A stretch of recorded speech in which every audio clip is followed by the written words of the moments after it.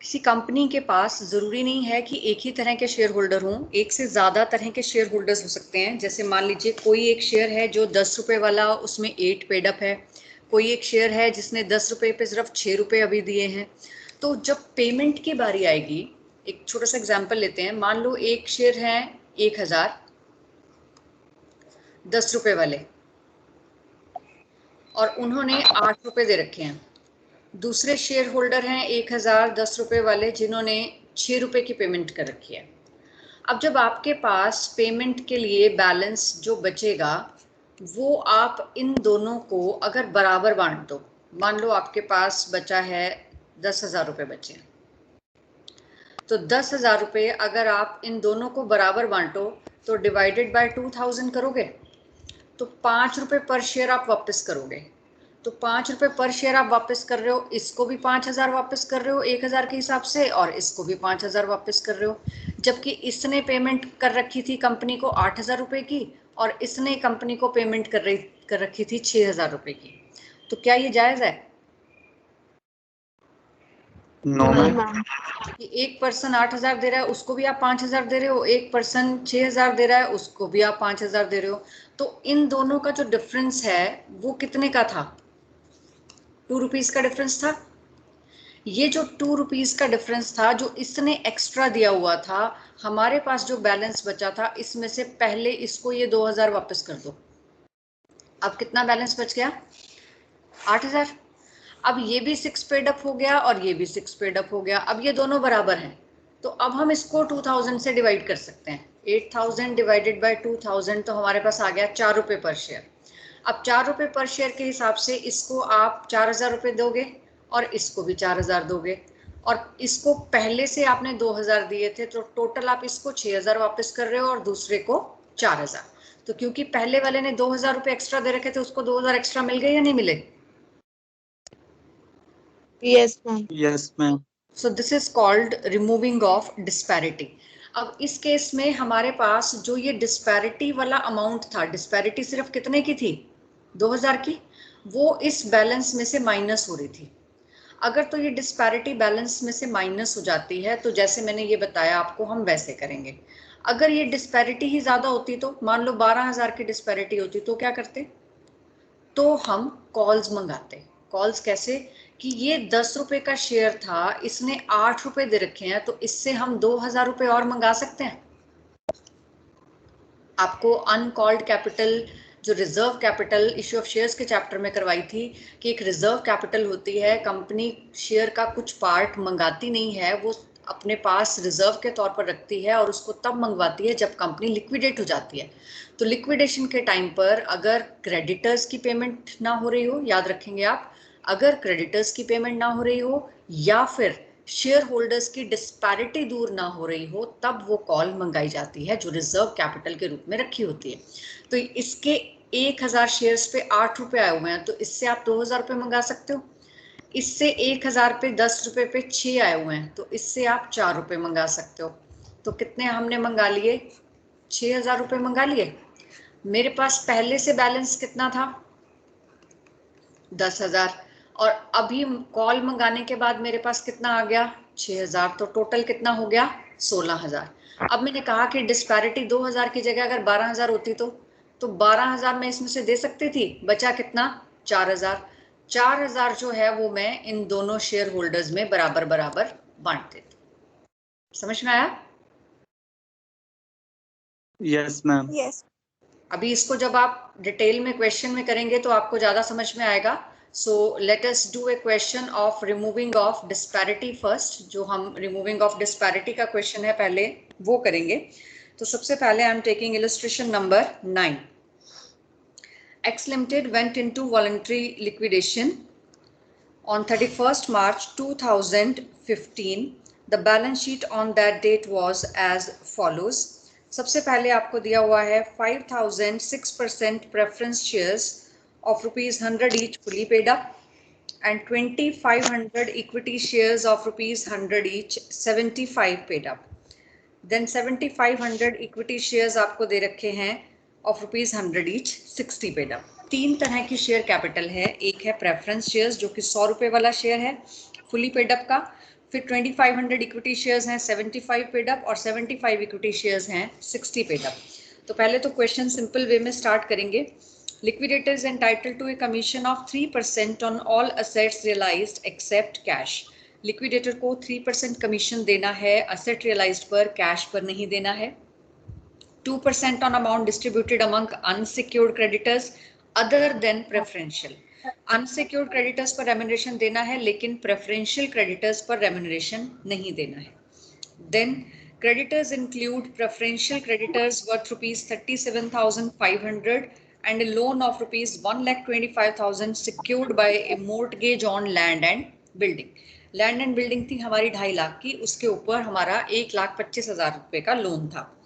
The preference dividend were in arrears for 2 years. The assets were realized as follows. Land and building 3 lakh, plant and machinery 5, patent 7,500, inventory 1,50,000 and trade receivable 2 lakh. Liquidation expenses आपको दे रखे हैं 27,250. तो सबसे पहले हम लिखेंगे to cash at bank जो कि आपको दिया हुआ है. It is given to you 75,000. Then you will write assets realized. ठीक लग रहा है.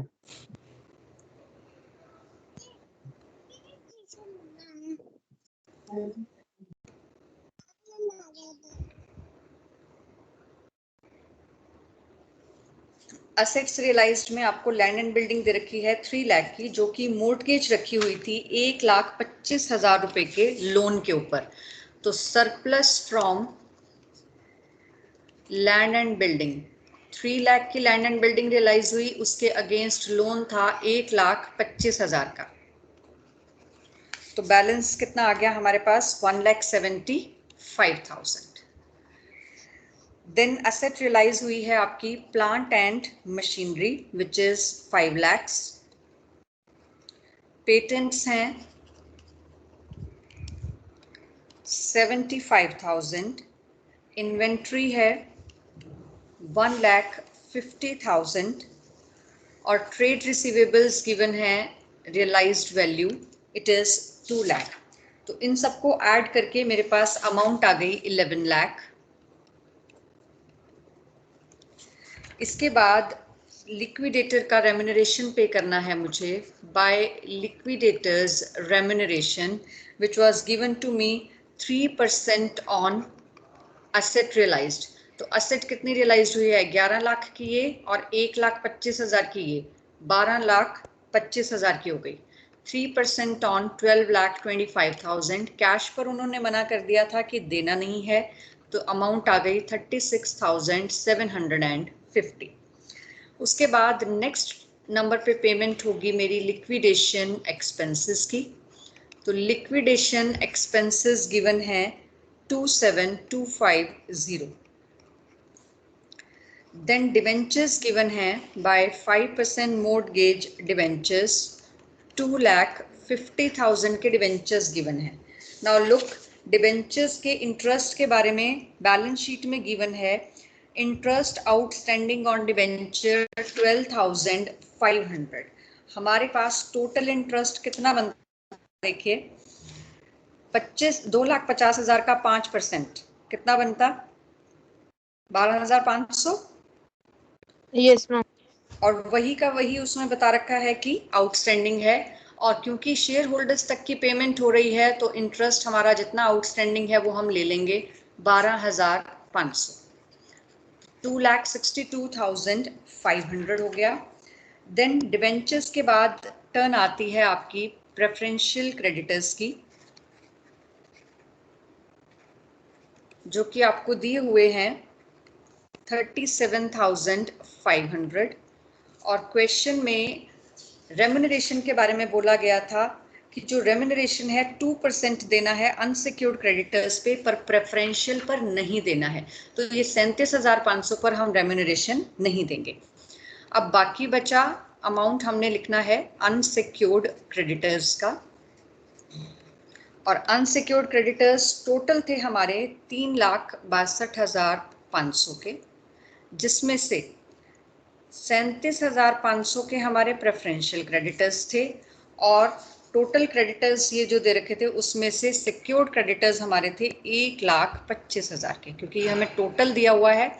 ये वाले जो 1,25,000 थे ये भी इसमें से माइनस हो गए और ये जो 37,500 थे ये भी इसमें से माइनस हो गए। तो बचा हुआ बैलेंस है हमारा unsecured creditors which is 2 lakh. इस अमाउंट के ऊपर हमने 2% रेम्यूनरेशन देना है। 2% on 2 lakh that comes to 4,000, तो ये आ गया 40,750। अब ये देने के बाद नेक्स्ट टर्न आती है आपकी प्रेफरेंस शेयर होल्डर्स की। तो पहले हम यहाँ से चेक कर लेते हैं कि हमारे पास अमाउंट है या नहीं है। तो टोटल आपके पास अभी तक 11,75,000 है, जिसमें से आपने 40,750, 27,250, 2,62,500, 37,500 और 2 लाख ये दिया है। ये देने के बाद अभी भी आपके पास 6,07,000 रुपये बच रहे हैं, तो इसका मतलब 5 लाख की पेमेंट हो सकती है। तो हम यहाँ से पेमेंट कर देंगे bye preference share holders, that is 5 lakh. ठीक है, 5 लाख की हमने प्रेफरेंस शेयर होल्डर्स की पेमेंट कर दी। प्रेफरेंस डिविडेंड का लिखा हुआ है कि ये 2 साल का एरियर्स में है, लेकिन पहली शर्त क्या थी कि क्यूमुलेटिव वर्ड लिखा होना चाहिए। नहीं लिखा हुआ तो हमें नहीं देना। दूसरी शर्त क्या थी कि क्वेश्चन में लिखा हो कि it is to be paid automatically at the time of liquidation, वो भी नहीं लिखा हुआ। और तीसरी शर्त ये थी कि प्रेफरेंस और इक्विटी शेयर्स को देने के बाद भी कोई सरप्लस बचता हो। तो यहाँ तो हमें नज़र आ रहा है कि ये सारा कुछ देने के बाद जो बैलेंस अमाउंट है वो बची है 1,07,000। और 1,07,000 ये बचने के बाद हमारे पास इक्विटी शेयर्स जो हैं वो हैं 2,500 शेयर 1,87,500 के और 7,500 शेयर्स हैं 4.5 लाख के। तो पहले ही इक्विटी की पेमेंट ही नहीं हो रही तो डिविडेंड हम कहाँ से देंगे? सो वी विल नॉट पे एनी अमाउंट ऑफ डिविडेंड। ठीक है, तो अब हम इसको कैसे निकालेंगे कि हमारे पास जो बैलेंस है वो कितना हमारा यहाँ पे इक्विटी शेयर होल्डर्स का आएगा। तो आप देखिए टोटल बैलेंस मेरे पास बचा है 1 लाख। मैं यहाँ वर्किंग नोट बना रही हूँ। टोटल बैलेंस मेरे पास 75,000 प्लस 11 लाख माइनस ये सब कुछ करने के बाद बचा 1,07,000। और मेरे पास जो शेयर होल्डर थे वो मैं एक बार यहाँ लिख रही हूँ, बाद में रब कर देंगे। मेरे पास 2,500 इक्विटी शेयर्स थे, 100 रुपये के 75 पेड अप, और 7,500 इक्विटी शेयर्स थे मेरे पास 100 रुपये के 60 पेड अप। किसने ज़्यादा पेमेंट कर रखी है? पहले वाले ने। और कितनी ज़्यादा पे कर रखी है? दोनों का डिफरेंस देखें तो 15 रुपये ज़्यादा पे कर रखे हैं। तो डिस्पैरिटी दूर करने के लिए मुझे पहले 2,500 शेयर्स पे 15 रुपये वापस करने हैं, तब जाके मेरी डिस्पैरिटी दूर होती है। तो मुझे देखना है कि क्या ये 1,07,000 इस पेमेंट को कर पा रहा है। अगर कर पा रहा है तो ठीक है, नहीं तो मुझे 2,500 रुपये के ऊपर 25 रुपये और 7,500 रुपये के ऊपर 40 रुपये की कॉल मंगवानी पड़ सकती है। तो पहले मैं चेक करूंगी कि 2,500 इंटू 15 कैन आई पे आउट ऑफ इट। तो 2,500 गुना 15 मेरे को जो टोटल अमाउंट चाहिए वो है 37,500। तो वो तो आराम से पेमेंट हो रही है। अब ये 1,07,000 में से मैंने 37,500 निकाल दिया तो मेरे पास बचा 69,500। अब ये 25 रुपये 15 रुपये इसको वापस करने के बाद ये भी 60 रुपये पेडअप हो गया और ये भी 60 रुपये पेडअप हो गया। जब शेयर्स की पेडअप वैल्यू सेम होती है तो हम उनकी फेस जो नंबर ऑफ शेयर्स हैं वो ऐड कर सकते हैं कि ये बराबर वैल्यू के हैं। तो टोटल 69,500 मुझे पे करना है और कितने शेयर होल्डर्स को पे करना है? 10,000। तो एक शेयर होल्डर को मुझे कितना पे करना है? 6.95। तो पहली कैटेगरी, इसको मैं ए नाम लिख रही हूँ और इसको बी लिख रही हूँ। ए को मैंने 15 रुपये पहले भी वापस किए हैं और 6 रुपये 95 पैसे मैंने अभी देने हैं। तो टोटल 15 प्लस 6.95 इसको मैंने देना है 21.95। और जो बी है इसको मैंने पे करना है सिर्फ 6.95। समझ में आया? Ma'am Yes.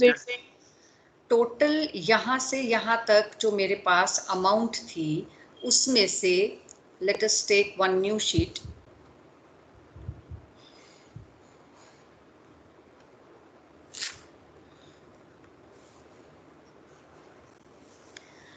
मेरे पास 2500 शेयर्स थे, 100 वाले 75 paid up.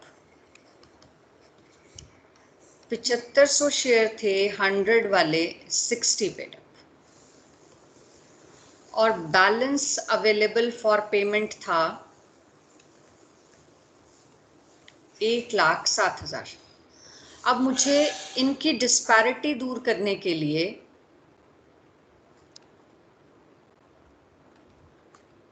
For removing disparity मुझे 2500 शेयर्स को 15 रुपए वापस करने हैं पहले. तो 2500 शेयर्स को 15 रुपए वापस करने से 37,500 रुपए लगेंगे. और ये देने के बाद मेरे पास बचेगा 69,500. अब मैंने जब इसको 15 रुपए वापस कर दिए तो इसने मेरे को सिर्फ कितने दिए हुए रह गए? 60. और इसके भी कितने दिए हुए हैं? 60. तो दोनों ने सेम दिए हुए हैं. इसका मतलब चाहे इसके 2500 शेयर हैं चाहे इसके 7500 शेयर हैं, सब ने मुझे एक शेयर के हिसाब से 60 रुपए दे रखे हैं, तो इनकी वैल्यू बराबर हो गई. तो अब मुझे 69,500 पे करना है 10,000 शेयर्स. मेरे पास तो यही बचा ना देने के लिए, तो मैंने 6.95 पर शेयर पे कर दिया. तो पहले मैंने ए कैटेगरी को ऑलरेडी कितना पे किया था? 15. अब और कितना पे कर दिया? 6.95. तो टोटल पेमेंट हो गई 21.95. और बी को पहले तो कुछ नहीं पे किया, सिर्फ कितना पे किया? 6.95. समझ में आया? Yes, ma'am. तो अब इसको Yes, ma'am. अब इसको हम शो कैसे करेंगे? यहाँ पर हम यहाँ पर लिखेंगे बाय इक्विटी शेयर होल्डर्स, और हमने फर्स्ट कैटेगरी जो थी हमारी उसको पेमेंट किया 2500 शेयर्स को एट द रेट ऑफ 21.95. ये आ गया आपका 54,875. और दूसरी जो कैटेगरी थी वो हमारी थी 7500 इक्विटी शेयर्स, उसको हमने पे किया 6.95. तो ये हमारा आ गया 52,125. तो ये हमारा ऐसे कंप्लीट हो जाएगा. समझ में आया? Yes, ma'am. Yes, ma'am. Yes, ma'am.